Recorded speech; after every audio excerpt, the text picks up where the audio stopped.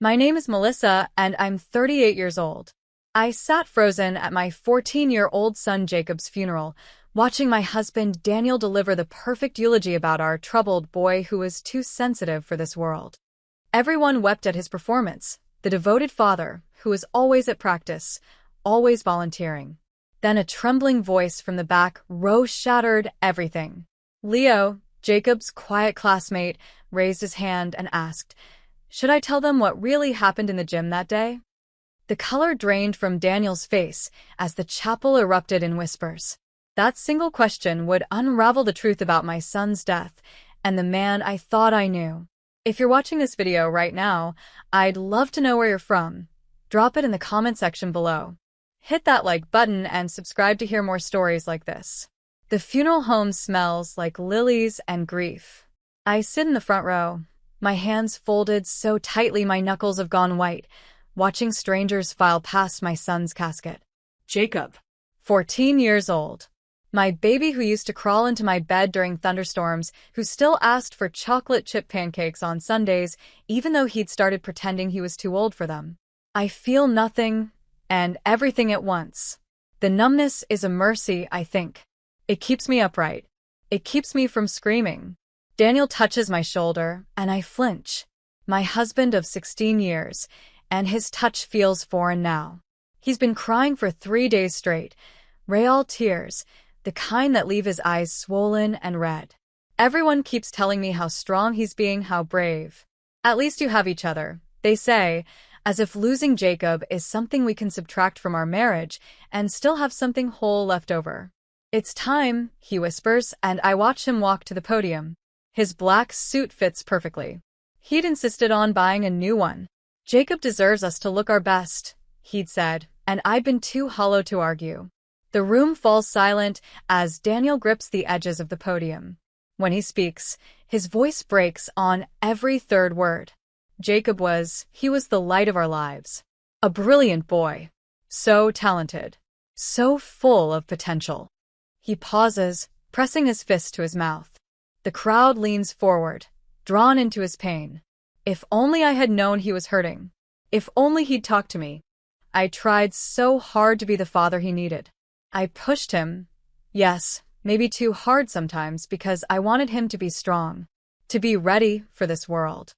A woman behind me whispers to her husband about what a devoted father Daniel was. Always at Jacob's practices. Always volunteering. I want to turn around and tell her that devotion and love aren't the same thing, but I don't know why that thought crosses my mind. Jacob was sensitive, Daniel continues. Too sensitive for his own good, maybe. The world was too heavy for him. I should have seen it. I should have. He breaks down completely, and the assistant coach from Jacob's basketball team rushes up to steady him. That's when I notice the boy in the back row. Leo, Jacob's classmate. He's sitting with his aunt, his hands folded so tightly they're shaking. While everyone else watches Daniel with sympathy, Leo stares at him with something else entirely. Fear? Anger? His jaw is clenched, and when Daniel says, "I should have protected him better," Leo actually shakes his head. Daniel finishes his eulogy with a quote about angels being called home too soon. People are crying. My sister reaches over to squeeze my hand, but I'm still watching Leo. He looks like he's going to be sick. "Does anyone else want to say something about Jacob?" the funeral director asks gently. The room stays quiet for a moment. Then slowly, trembling, Leo raises his hand. Everyone turns. His aunt tries to pull his arm down, but he stands up. "Should I?" His voice cracks. He clears his throat and tries again, louder this time. "Should I tell them what really happened in the gym that day?" The words hang in the air like an accusation. Daniel goes rigid. The color drains from his face so quickly, I think he might faint. "I'm sorry, son, what?" The funeral director starts. "Leo." Daniel's voice is sharp now, nothing like the broken father from moments ago. "Leo, you're confused. You're grieving. We all are." "I'm not confused," Leo says, but his aunt is already pulling him toward the door. "I know what I saw. I know what you—" "The boy is traumatized," Daniel announces to the room, his voice steady again, taking control. He and Jacob were close. This is how grief manifests sometimes. We need to be understanding. But I see it, the split second where Daniel's mask slips, where something else shows through. Fear. The funeral continues, but it's fractured now. People whisper. They glance at Leo's empty seat, at Daniel, at me. When it's over, when we're home and Daniel is in the shower, I sit on Jacob's bed and replay Leo's words over and over. What really happened in the gym that day? Jacob's death had been ruled a suicide. He'd been found in the school gym after hours, after basketball practice. Daniel had been the one to find him. Daniel had held him as he died. Daniel had been the last person to see him alive. I think about the last few weeks of Jacob's life. How quiet he'd become. How he'd started skipping breakfast, claiming he wasn't hungry. The bruises on his arms that he said were from practice.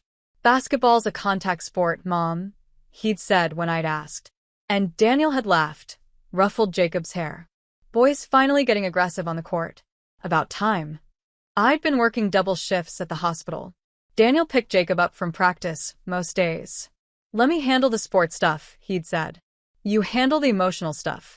That's what he needs from you, softness. I'll make him strong." God, I'd been grateful. Grateful that Daniel was so involved, that Jacob had a father who cared.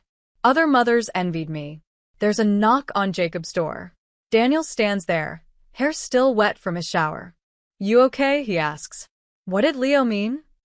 The question escapes before I can stop it. Daniel's expression hardens. "I told you." He's confused. Probably feels guilty. He wasn't there for Jacob. Kids process grief strangely. But what if? What if what, Melissa? He steps into the room, and suddenly it feels smaller. What if you start believing the fantasies of a traumatized child over your own husband? Is that going to bring Jacob back?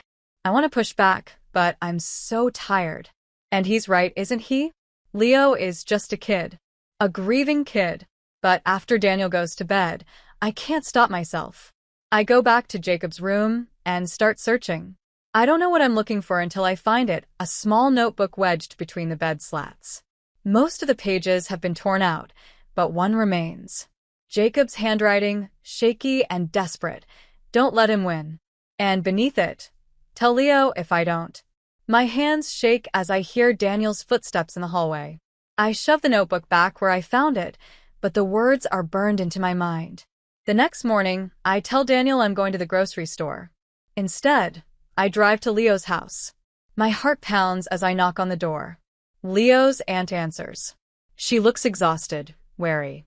"Mrs. Chun, I'm Melissa, Jacob's mother." Her expression softens slightly. "I know who you are. I need to talk to Leo. Please." She hesitates, then sighs. "We were wondering when someone would come. He hasn't stopped crying since the funeral." Leo's room is exactly what you'd expect from a 14-year-old boy. Posters of basketball players, a desk covered in school books, clothes on the floor. But Leo himself looks smaller than he did at the funeral, curled up in a gaming chair with his knees pulled to his chest. "Hi, Leo," I say softly. "Thank you for seeing me." He doesn't respond, just stares at his hands. His aunt brings us water, and then hesitates at the door. "I'll be right outside," she says, more to Leo than to me. We sit in silence for a full minute before I speak again. "Leo, I'm not here to get you in trouble. I'm not angry. I need to know what happened to my son. I need to understand." "Mr. Chen said no one would believe me," Leo whispers. "I'll believe you." He looks up at me then, and his eyes are red-rimmed, haunted. "You don't know what he's like when no one's watching." "Daniel?" Leo nods. "He made Jacob stay after practice. Almost every day for the last month." My stomach turns. The coach allowed that? Coach Williams left early most days. He trusted Mr. Chun because he was a volunteer mentor. Said it was good Jacob had someone who cared so much. Leo's voice is bitter on the word cared. "What happened during those sessions?" Leo pulls his knees tighter.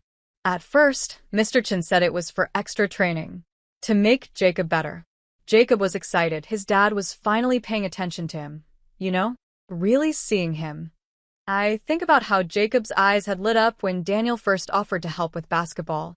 My dad's going to make me varsity material, he'd said. I'd been relieved. They'd been distant lately, and I thought this would bring them together. But then it changed, Leo continues. Mr. Chen started calling Jacob names. Weak. Pathetic. Soft. He'd make him run suicides until he threw up. If Jacob missed a shot, he'd have to do 50 push-ups. If he complained, 100. Each word feels like a physical blow. Why didn't Jacob tell me? Leo looks at me with something like pity. Mr. Chen told him you couldn't handle it, that you were too fragile, that if Jacob complained to you, it would prove he was weak like you. The words sliced through me. Fragile. It's what Daniel had always called my empathy, my emotions. You're too fragile for your own good, Mel.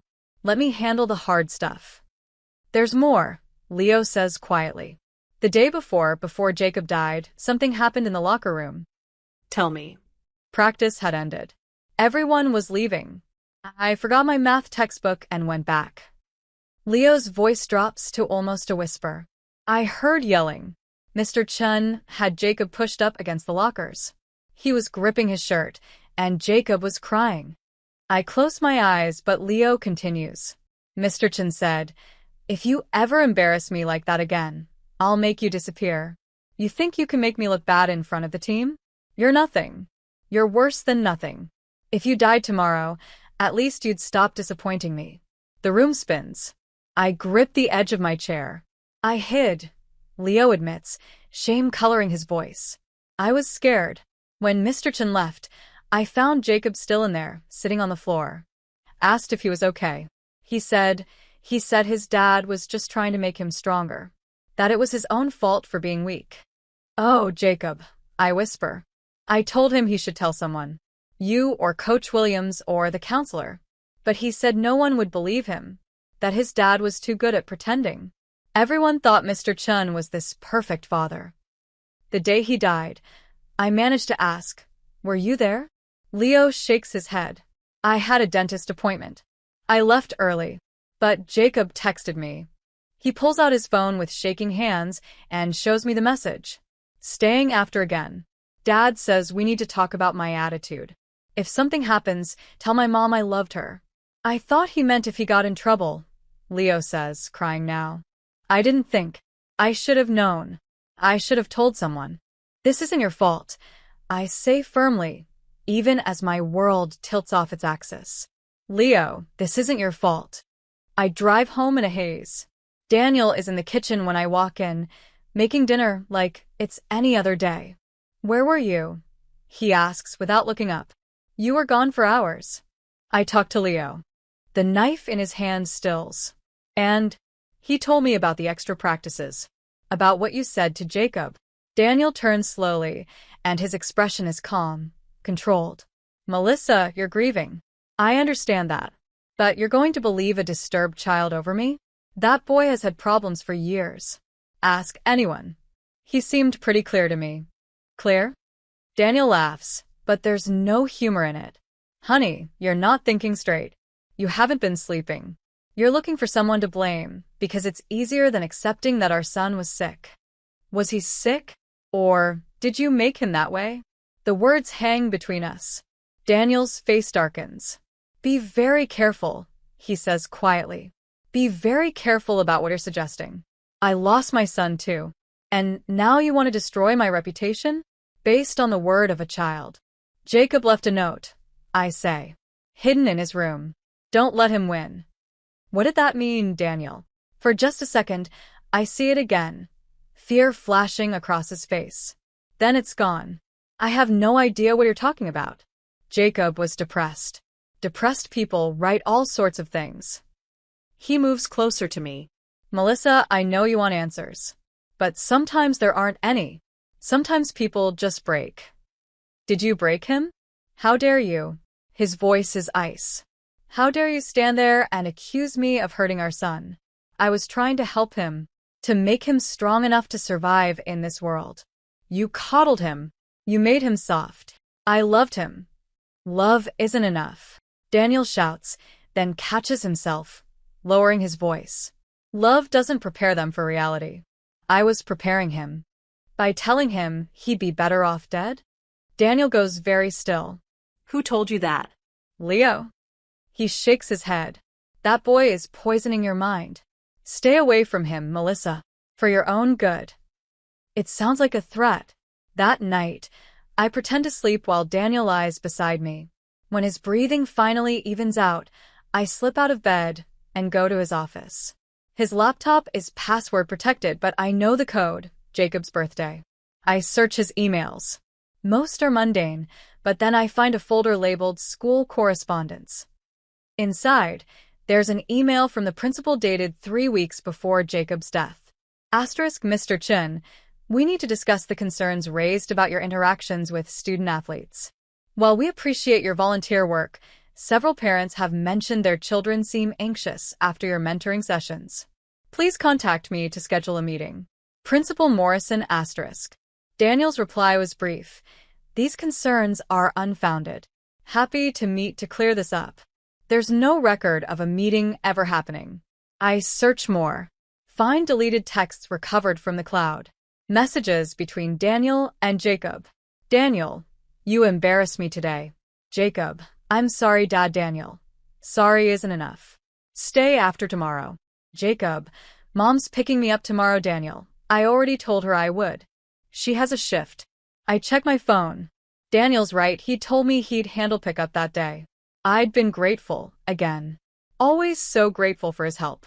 The next morning, I call the school and request a meeting with Principal Morrison.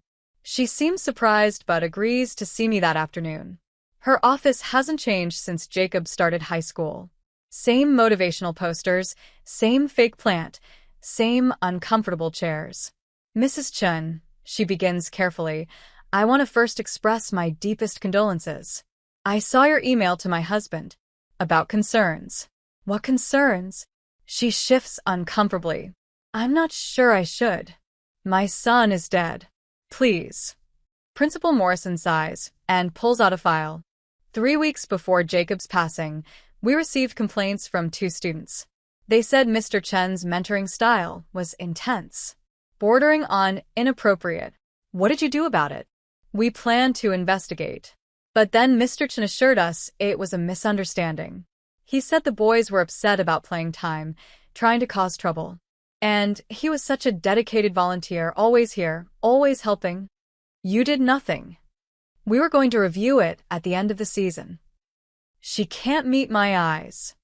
I'm so sorry. If we had known. Is there security footage from the gym? There was, but it was deleted 3 days after Jacob's death. A system update gone wrong. IT couldn't recover it. I laugh, but it sounds hysterical even to my own ears. How convenient. Mrs. Chen, I understand you're looking for answers. I'm looking for the truth. Was my husband abusing those boys? The word abuse hangs in the air. Principal Morrison's face pales. We have no evidence of physical abuse. Emotional abuse is still abuse. I can't comment on an ongoing situation. Ongoing? My son is dead. What's ongoing about that? I leave her office feeling sick.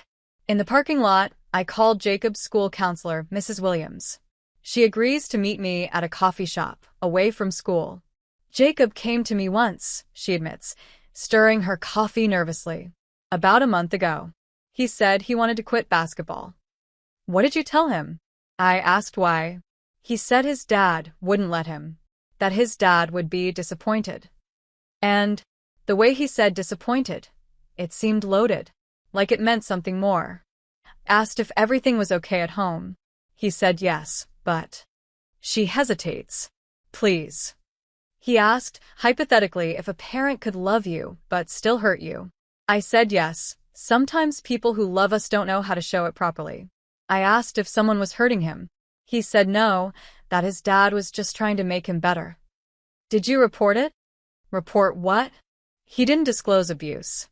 He explicitly said no one was hurting him. She looks miserable. I should have pushed harder. But your husband was always so involved, so caring. That evening, Daniel comes home late from work. He's been doing interviews all day. Local news wants to cover Jacob's story, to talk about teen mental health. He's becoming the face of grieving fathers. We could start a foundation, he says over dinner, in Jacob's memory, to help other struggling teens. I stare at him.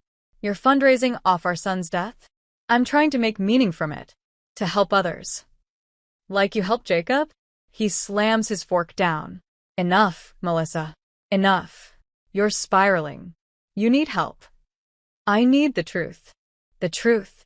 He stands, looming over me. The truth is that our son was weak. The truth is that despite everything I did to help him, to strengthen him, he gave up. He quit. Just like he quit everything else. How can you say that about him? Because it's true. And if you'd been paying attention instead of working all the time, maybe you would have seen it too. The accusation hits its mark. All those double shifts. All those times I chose work over Jacob's games, telling myself we needed the money, that Daniel being there was enough.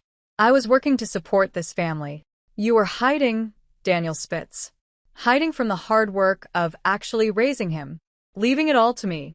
And now you want to blame me for your guilt. That night, I call my sister. I think Daniel did something to Jacob. There's a long pause. Mel, honey, you're grieving. Stop saying that like it means I'm crazy. I'm not saying you're crazy. But Daniel loved Jacob. We all saw it. He was at every practice, every game.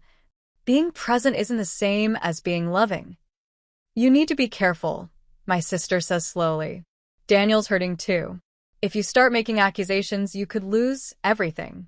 Your reputation, your other daughter. Mel, please. Just let it go. But I can't.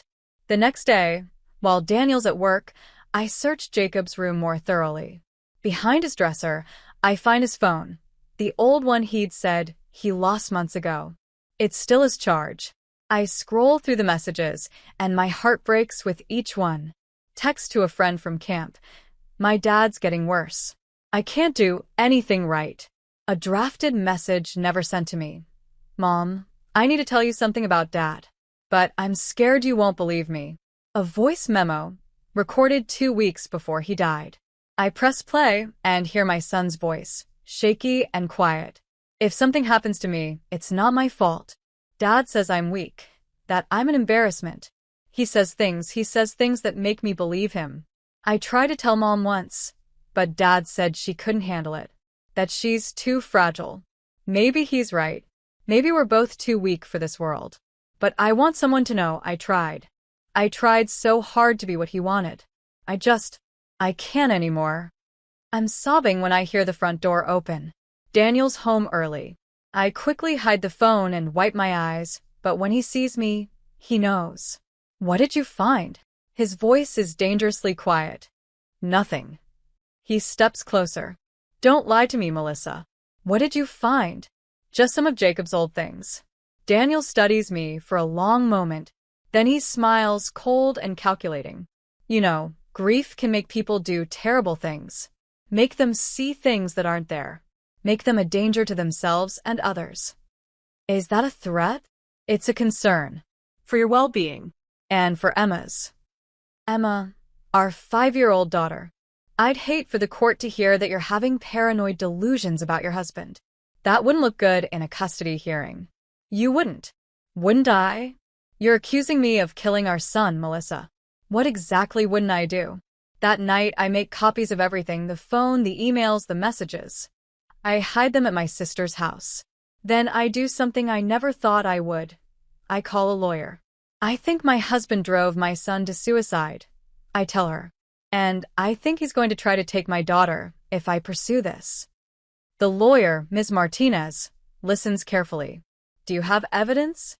I show her everything. She's quiet for a long time. This is compelling, but not conclusive. We need more. And if you're right about your husband, you need to be careful. Document everything. Record conversations if you can. Indiana is a one-party consent state. And Mrs. Chin, don't let him know what you're doing. But Daniel already knows something has shifted. He starts coming home at unexpected times. He monitors my phone calls. He tells Emma that Mommy is sick, that she needs to be careful around me. Why is Mommy sick? Emma asks one night during bedtime. I'm not sick, sweetheart. Daddy says you are. He says you might say confusing things. I hold my daughter close and realize Daniel is already laying the groundwork to take her from me. The next day, I get a call that changes everything. It's from Leo's aunt. Someone left a note under our door, she says. It says, "Stop talking or you'll regret it." Leo's terrified. "We're thinking of leaving town." "No," I say quickly. "Don't leave. I need Leo to tell his story officially. I'm building a case." "A case?" She sounds skeptical. "Against your husband?" "Yes." There's a pause. Leo wants to help. He says he owes it to Jacob, but I'm scared for him. "I'll protect him. I promise." Not sure how I'll keep that promise. That evening, Daniel comes home with flowers. He's charming, apologetic, the perfect husband. "I know we've been tense," he says. "I think we both need help processing this." I made us an appointment with a grief counselor, someone who specializes in parents who've lost children to suicide. I know it's a trap. A counselor he's chosen, who he'll charm, who he'll use to build a case that I'm unstable. But I smile and say, "That sounds helpful." He relaxes, kisses my forehead. "We'll get through this together." That night, while he sleeps, I forward all the evidence to Ms. Martinez and type 5 words. I need to move fast. Because I can feel it. The walls closing in. Daniel's patience wearing thin. The truth and the lie racing toward collision. And I don't know which one will win. The video arrives at 3 a.m. I'm awake, sitting at the kitchen table with cold coffee, when my phone buzzes. Unknown number. A single attachment. My hands shake as I open it. It's grainy security footage from the gym. Not from the school's cameras. Those were conveniently erased. This is from a different angle, higher up. A maintenance camera, maybe. Or the timestamp shows 2 days before Jacob died.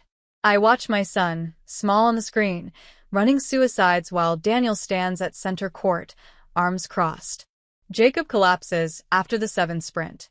Daniel walks over, says something. Jacob struggles to his feet, runs again, falls again. This time he doesn't get up. Daniel grabs him by the jersey, yanks him to his feet. The audio is muffled, but I can make out pieces. Pathetic, worthless, better off. And then, clear as day, Daniel's voice. "If you die, at least you'll stop disappointing me." Jacob crumples. Not just physically, I can see something break in him. Daniel walks away, leaving our son sobbing on the gym floor. The video ends with a text overlay, a janitor who should have spoken sooner. I forward it to Ms. Martinez immediately, then make copies on 3 different drives. My hands won't stop shaking. By morning, I've made my decision. I send the video to a local news reporter who'd been covering teen suicide prevention. Within hours, it's everywhere. Breaking, video shows local father's verbal abuse days before son's suicide. Daniel calls me 17 times before noon. I don't answer. Instead, I pick Emma up from kindergarten early. "Are we going home?" she asks. "We're going to Aunt Sarah's for a few days," I tell her. "Is Daddy coming?" "No, sweetheart. Just us." By evening, Daniel's held a press conference. I watch from Sarah's living room as my husband performs for the cameras. "This video has been taken completely out of context," he says, the perfect picture of a wronged father. "I was using tough love, yes. Old-school coaching methods that are now being twisted by my grieving wife who's looking for someone to blame. This is a deep fake, a manipulation. Experts will prove it." But within hours, 3 forensic analysts confirm the video's authenticity. The metadata is intact. The timestamp corresponds with school records showing Jacob stayed after practice that day. Then the dam breaks. My phone rings, another unknown number. A woman's voice hesitant. "Mrs. Chun? My son was on the team 3 years ago. He quit because of your husband. I thought my boy was just being soft, but after seeing that video, God, I'm so sorry about Jacob." Another call, another parent, another story. By the end of the day, I have 7 parents who've reached out. 7 boys who Daniel mentored. 7 families who noticed changes, anxiety, depression, sudden desires to quit basketball but never connected it to the volunteer coach everyone praised. The school board calls an emergency meeting. The room is packed, standing room only. Parents demanding answers. How is this allowed? Why weren't complaints investigated? I stand up to speak, my voice steadier than I expected. My son died believing he was worthless. Not because he was sick, but because someone he trusted told him he was. The school enabled this by ignoring complaints, by being charmed by a volunteer who is always here, always helping. How many other children are suffering in silence because the adults who should protect them are too busy being polite? Principal Morrison resigns on the spot. The superintendent promises a full investigation. Daniel's supporters, and he has them, start their own campaign. They flood social media with photos of Daniel at games, at fundraisers, coaching kids. One bad moment doesn't erase years of service, they write. Where was the mother while the father was doing all the work? That stings because there's truth in it. Where was I? Working. Trusting. Looking away when things got hard because Daniel said he had it handled. My sister finds me crying over my laptop, reading comments calling me negligent, absent, a mother looking for someone to blame for her own failures. Mel, stop reading those. They're not wrong. I should have known. He manipulated you. He manipulated everyone. But I'm his mother. I should have. Should have what? Been psychic? Daniel's fooled trained professionals. Stop blaming yourself for his crimes. That night, Leo's aunt calls. We want to help. Leo wants to make a statement. A real one, on camera. Are you sure? It could get ugly. It already is. Someone spray-painted "liar" on our garage. But Leo won't back down. He says he owes it to Jacob. The next day, Leo sits in Ms. Martinez's office with a camera rolling. His aunt holds his hand as he speaks. Jacob was my friend. He was funny and kind and really good at math. He'd help anyone who asked. But after his dad started those extra practices, he changed. He got quiet. Scared. He'd flinch when his dad came to pick him up. Leo describes the pattern of abuse in detail. The names Daniel called Jacob. The physical exhaustion used as punishment. The isolation from teammates. The threats. The day before Jacob died, he told me he couldn't do it anymore. I thought he meant basketball. I should have known. I should have told someone. You're telling someone now, Ms. Martinez says gently. That's brave. The video goes viral within hours. #JusticeForJacob trends. Daniel's carefully crafted image cracks further.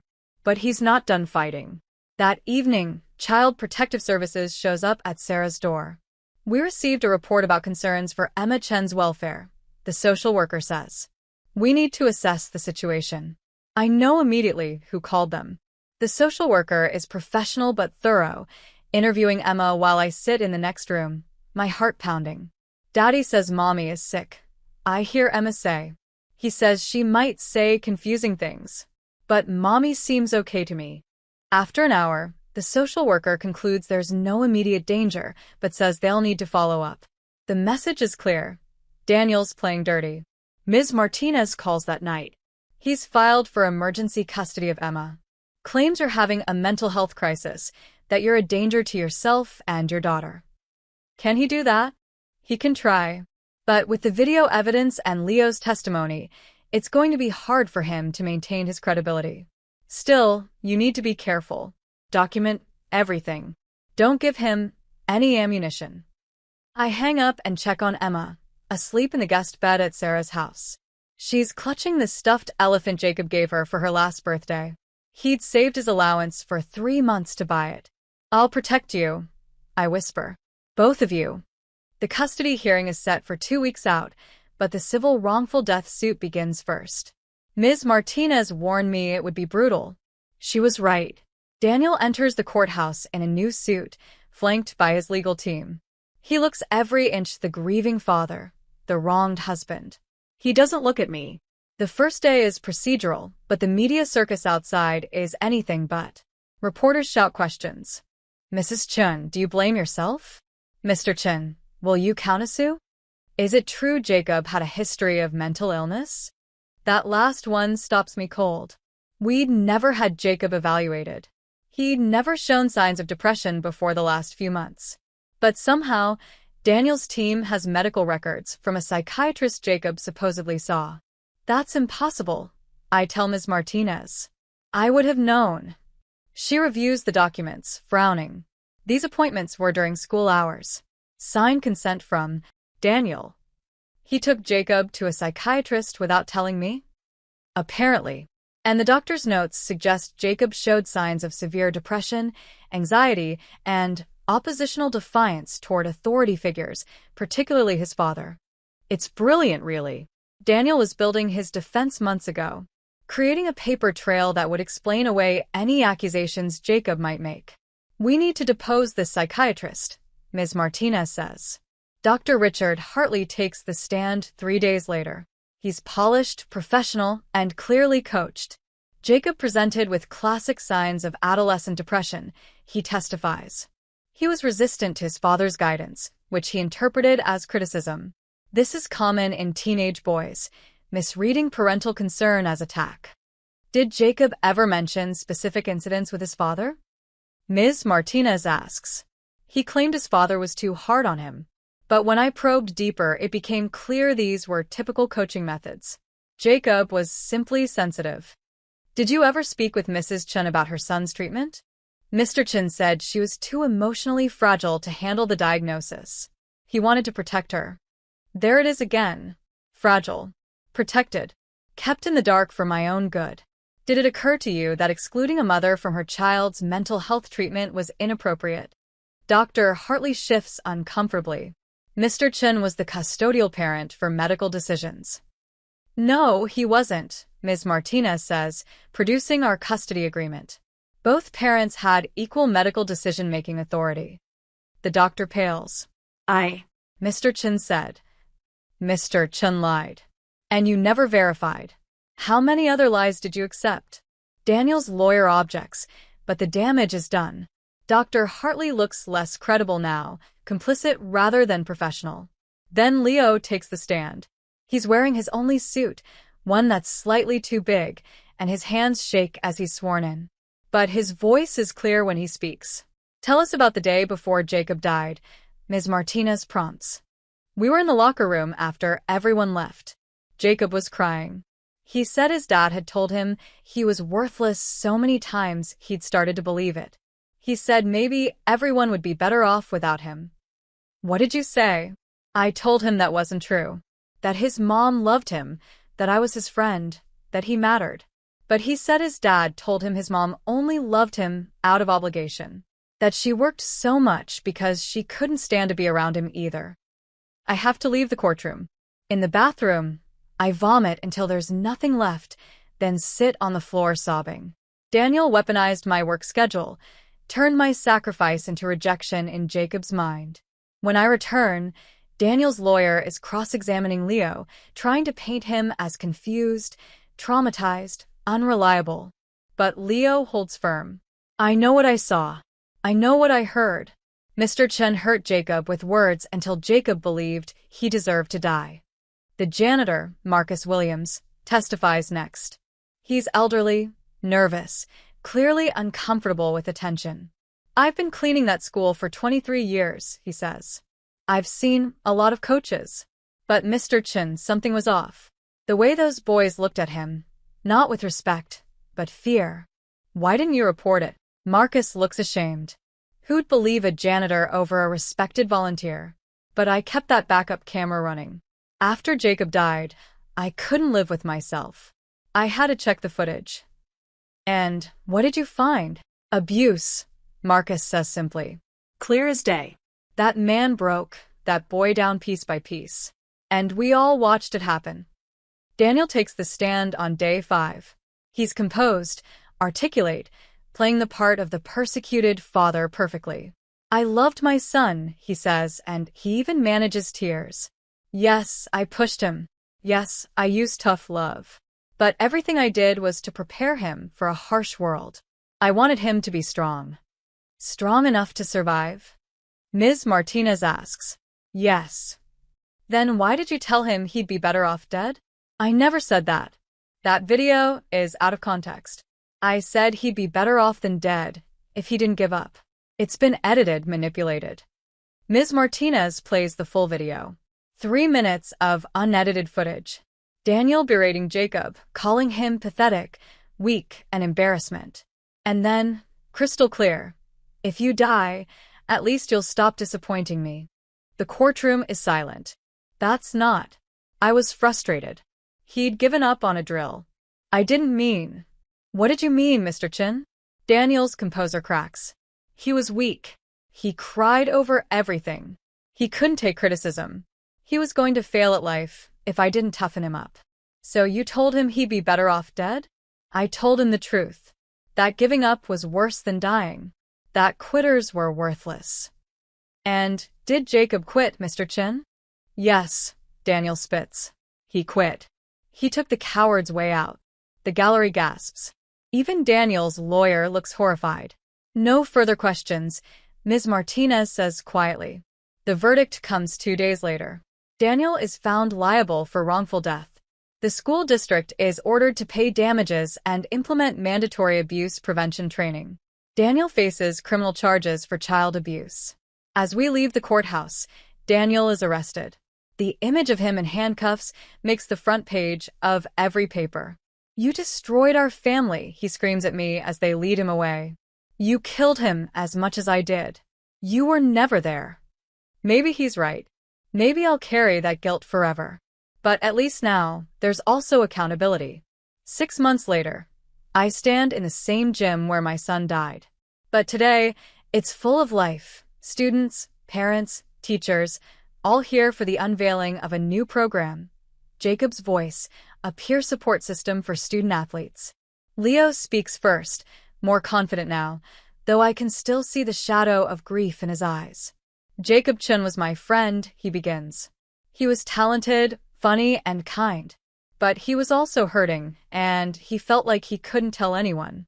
This program is to make sure no one else suffers in silence. The program includes mandatory training for all coaches, volunteer or otherwise. Anonymous reporting systems. Mental health check-ins. Things that seem so obvious now, but weren't there when Jacob needed them. Principal Morrison's replacement, Dr. Amanda Foster, takes the podium next. We failed Jacob Chen, she says simply. We saw the signs and dismissed them. We prioritized reputation over protection. That stops now. I don't speak. I can't. But I stand with Emma's hand in mine as they unveil a plaque. In memory of Jacob Chen, whose silence broke the noise. After the ceremony, a woman approaches me. She's hesitant, clutching a worn envelope. Mrs. Chen? I'm Margaret Coleman.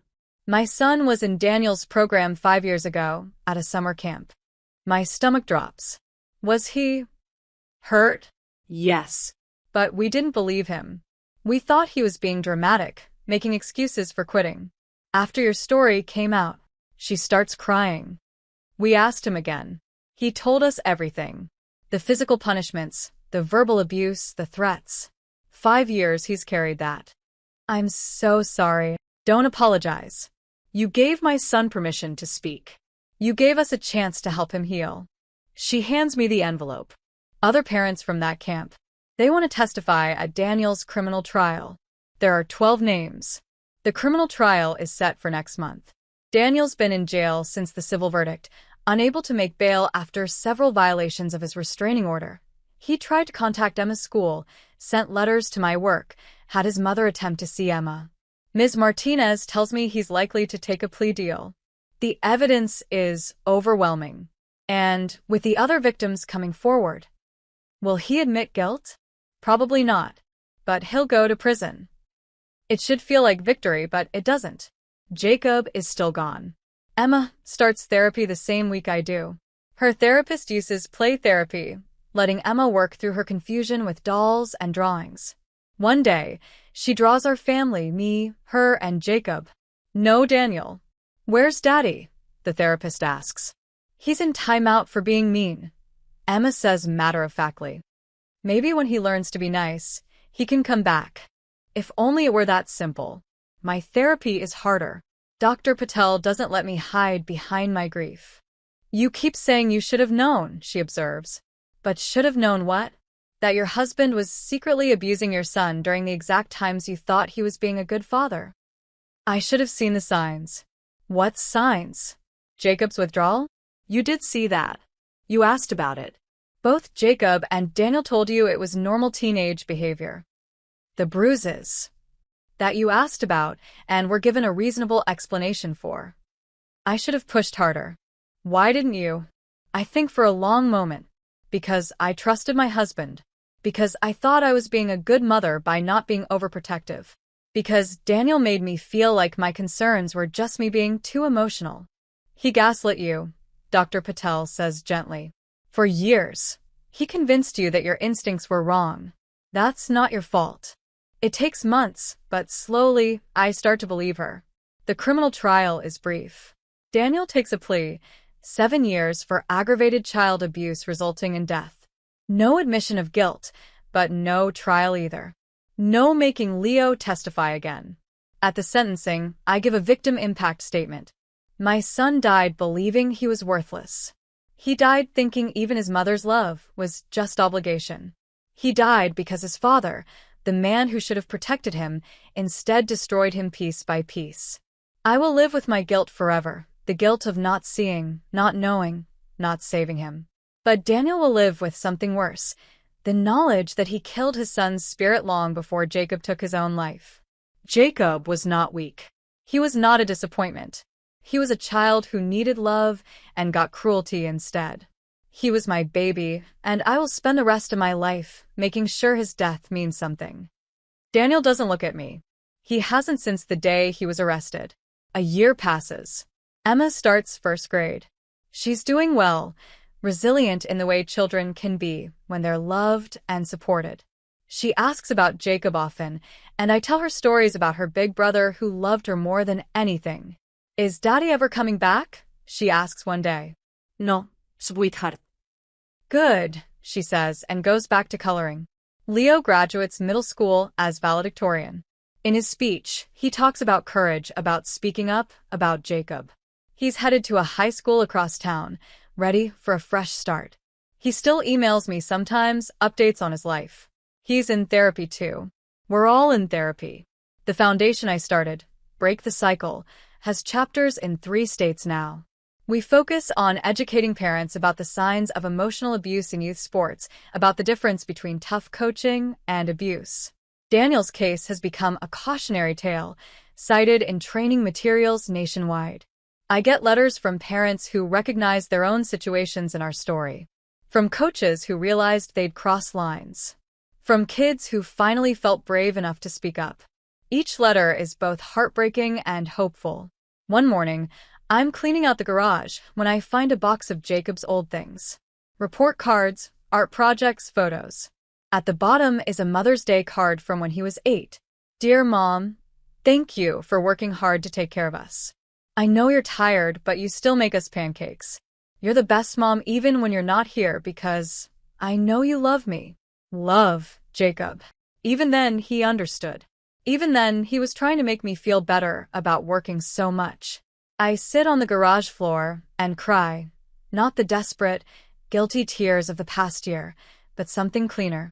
Grief mixed with love, regret mixed with acceptance. My phone buzzes. It's a text from a number I don't recognize. Mrs. Chun, my name is Amy. I'm Shasnaste. My coach reminds me of what you described about your husband. I'm scared to tell my parents. Can you help? I type back immediately. Yes. You're brave for reaching out. You're not alone. This is Jacob's legacy, not just his death, but the voices that found courage in his silence. The children saved because his story was finally told. That night, I dream about Jacob for the first time in months. He's not sad or hurt. He's shooting baskets in our driveway, laughing at something on his phone. He looks up and sees me watching from the window. Love you, Mom, he mouths. Love you too, baby. I whisper, and for the first time since he died, I mean it without the crushing weight of guilt. The truth is, I was a good mother who was fooled by a master manipulator. I worked hard to provide for my family and trusted my husband to share the load. That trust was betrayed, weaponized against both me and Jacob. The truth is, Daniel was an abuser who hid behind the mask of involved father, who convinced everyone, including me, that his cruelty was care. The truth is, Jacob was a beautiful, sensitive, talented boy who deserved better than both of us, better than a father who broke him and a mother who didn't see it happening. The truth is, Leo is a hero who risked everything to speak for his friend who no longer could. The truth is, systems failed, people looked away, and a child died because of it. But the truth also is that Jacob's death started a conversation that saved other children. That his silence, finally broken, became a roar that changed policies, opened eyes, and gave permission for other victims to speak. In the end, that's all I can give him. The promise that his suffering meant something, that his story might spare another child the same fate. It's not enough. It will never be enough. But it's something. And sometimes, something is all we have to hold on to in the aftermath of everything.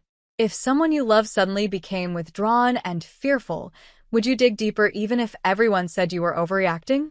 Hit that like button if this story moved you, and subscribe to hear more powerful stories about the truths that hide behind perfect facades.